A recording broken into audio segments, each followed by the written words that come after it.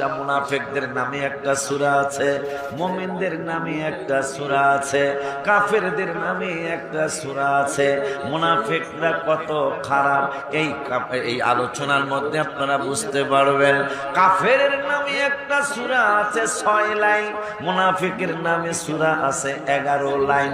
আল্লাহ বুঝায় দিল কাফেরের থেকে মুনাফিক অনেক খারাপ। শুধু তাই নয়, কাফেরের নামে সূরার লাইনের সংখ্যা হইল 3 লাইন, আর মুনাফিকের নামে সূরার লাইনের সংখ্যা হলো 19 লাইন।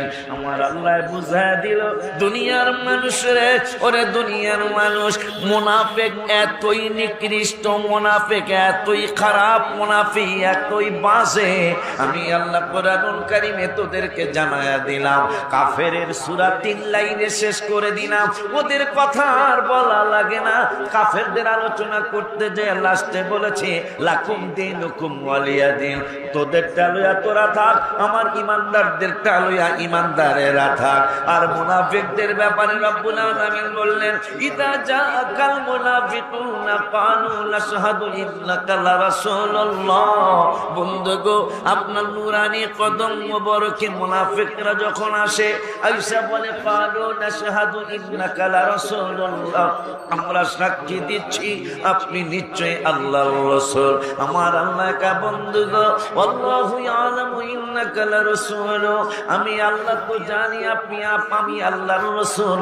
কিন্তু একটা কথা অন্তর মোবারকে মনে রাখবেন। কোন কথা গো?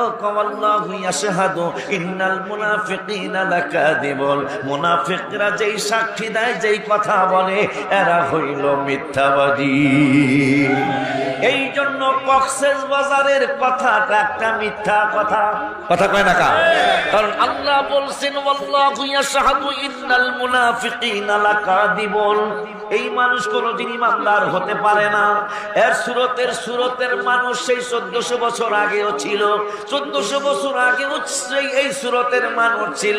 আব্বা জানদারে আমার, এই লোক কোনদিন ইমানদার হতে পারে না, কারণ এর মতো সুরতের মানুষ সেই 1400 বছর আগেও ছিল। 26 পারায় আল্লাহ প্রমাণ করলেন, আমার কাছে নয়, মাওলানা গোলাম মাওলার কাছে নয়, আমার ছেলে মাওলানা আমিরুল ইসলাম ওয়ালির কাছে নয়, আমার আদরের ছোট ভাই সোরাব জালালির কাছে নয়, অন্য কোন পীর মাশায়েখের কাছে নয়। রব্বুল আলামিন কোরআনুল কারীমে ফুরকানুল হামিদে আমাদেরকে জানিয়ে দিলেন একজন বেয়াদবে রাসূল। কি রাসূল?